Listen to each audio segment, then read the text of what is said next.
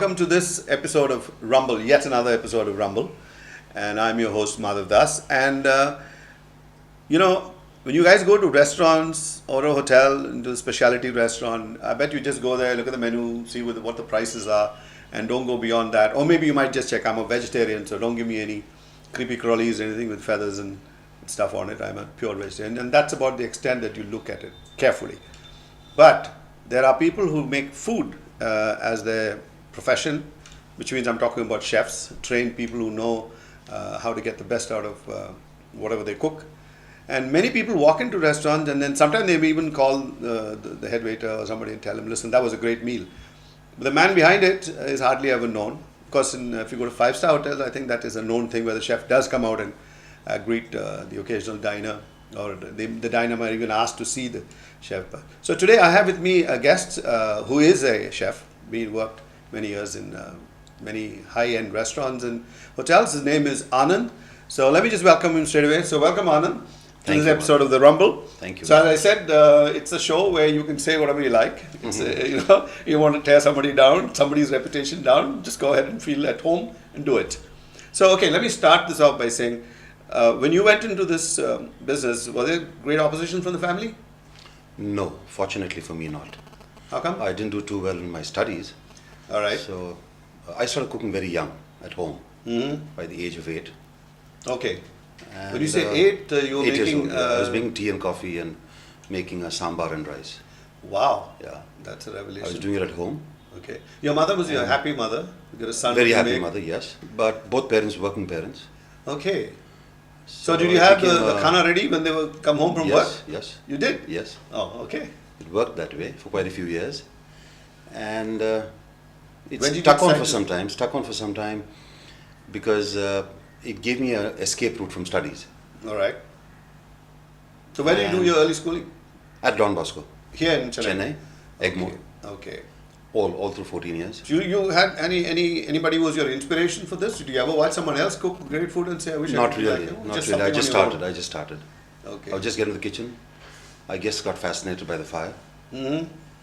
Feel like And setting how fire to things- somebody? I almost did all that also Okay. with my sister. Okay. What is the first thing that you actually cooked which you thought, man, this I've got to make other people taste it? That happened much later.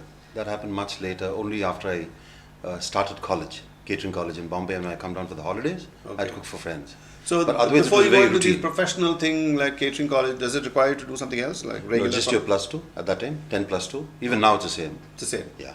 But that time we didn't have an interview, a centralized interview. We just applied to the 3 colleges. You mean it's like the IITs and all that now? Is it a Yeah. centralized thing? Yeah, Even you need for to get a certain percentage.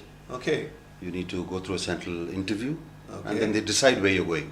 You can't decide Where you want to study. Yeah, you can't. They'll tell you whether it's Bombay, Delhi, or Calcutta, or Chennai. But that's only for the government. Only for the government. The rest of them are all over the place, aren't they? Yeah, but the private ones are not doing too well. What about the ones that the Taj runs? They are good ones. The hotel ones are very good ones. All right. I would suggest Well, when we also Aurangabad go. or someplace. Yeah, absolutely. Those are very good. I've heard of Oberoi. those. The Oberoi school is very good. Oh, where's that? That's what I've been through, Delhi. So I'm very partial to that. Do you think that was a right choice in the sense you could Wonderful have got a choice. better one to go to? Absolutely wonderful choice. Yeah? I guess I was very lucky. The Chennai, Bombay Catering College was a good move. And then going to Oberoi was an excellent. That's that Tangam Phillips thing in Absolutely. Worli or something. Absolutely. Shivaji Park. Shivaji Park, yeah. So you went there. So did you when you go into something like that, do you have to start from rock bottom like we want, or do you already expected to know so many things? Not really. You start rock bottom. So they basically holding a use knife. you as poor labor. Absolutely. Cheap labor. Cheap labor. Absolutely. And then and hound you into doing all sorts of things. Do you go and serve in other people's parties and stuff? You do. Sometimes Absolutely. you see catering college kids. Yes. They know Yes. at That's least. to make a little extra money on the side. Oh, that's not part of the training. It is not really part of the training, no. Unless they would like to send you only to 5-star hotels to All train, right. not to these private parties. So Unless we did it on the slide. Unless it's a high-end party. Again, it will be through a Vijay hotel. Mallya throwing something. Again, that will be through a hotel. Oh yeah. He because doesn't go will to use- a. he won't go to anybody. Yeah, he's not going to go to any restaurant for food. That's true. He'll go to a high-end place, and then they would have asked catering college. Okay, one simple thing. Between the places abroad and the places in India, out there, specialty restaurants is the norm. Yeah, absolutely. In India, the darn 5-star hotels have a monopoly on so-called good food.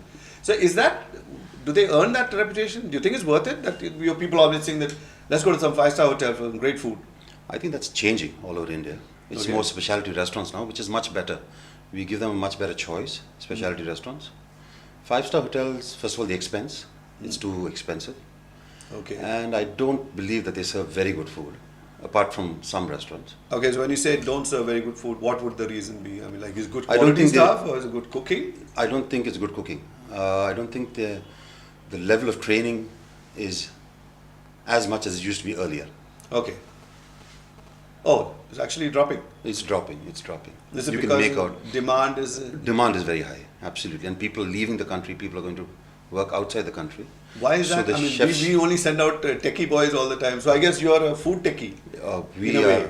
There's huge demand for chefs outside. I would imagine you guys be on cruise ships having fun while you're But making again, burgers. that's not fun job. It's good for some time to make money.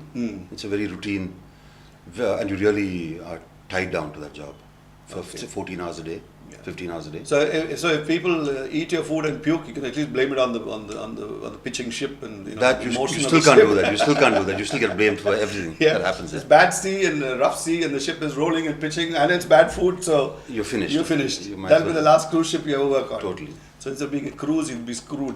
Absolutely. Okay. So anyway, so tell me, come back to India.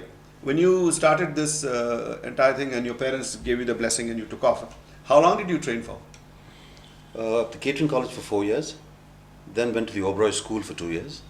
Okay. Where the Oberoi sent me to Bombay, and I worked at the Bombay Oberois for about 6.5 years. Oh, 6.5 years. Yeah. So is that like a labor camp in the sense? Not really. Oberois was a wonderful experience. Yeah. How about housing and all that in such a difficult city like Bombay? Yeah, very difficult, very, very difficult. But then that, I guess, that gives you a lot of courage to work. That you'll survive wherever That you you go. survive wherever you go. You get street smart. Okay. It helps a lot. It's only after a certain level that you're given accommodation at the Oberois. So you stay in the Oberoi? No. Meaning You where get they some provide you accommodation accommodation. somewhere. Others you look for it yourself. Okay. So were you like really far from Very far. We would take about an hour to reach the It's like hotel. just before you hit Gujarat, turn left kind of Yeah, thing. things like that, yeah. Miles Yeah, and miles absolutely, from the city. Absolutely. Everything was timed. To reach for a 7 o'clock shift, we would leave at 5. Okay, folks. So we're just sort of picking the surface of what it's like to be a chef, and whether you're going to make money doing this and all that. We'll find out from Anand when we come back in the second part of this interview.